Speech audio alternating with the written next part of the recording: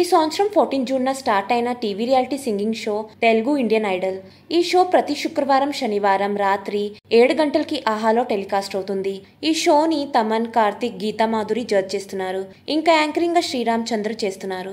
అయితే సంవత్సరం June 14 start అయిన తెలుగు ఇండియన్ ఐడల్ నిన్న గ్రాండ్ ఫినాలే ఎండ్ అయింది. గ్రాండ్ ఫినాలేకి 5 కంటెస్టెంట్స్ రీచ్ అయ్యారు. శ్రీకీర్తి, స్కాండా, అనిరుద్, కీర్తన, నజరుద్దీన్.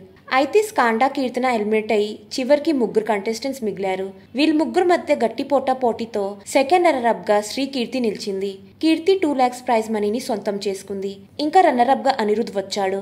అనిరుద్ కి 3 lakhs ప్రైజ్ మనీ వచ్చింది. ఇంకా తెలుగు ఇండియన్ ఐడల్ టైటిల్ ట్రోఫీని నజరుద్దీన్ లిఫ్ట్ చేశారు. నజరుద్దీన్ కి 10 lakhs క్యాష్ ప్రైజ్ తో పాటుగా హీరో పవన్ కళ్యాణ్ గారి మూవీలో పాట పాడడానికి మంచి అవకాశాన్ని సొంతం చేసుకున్నారు.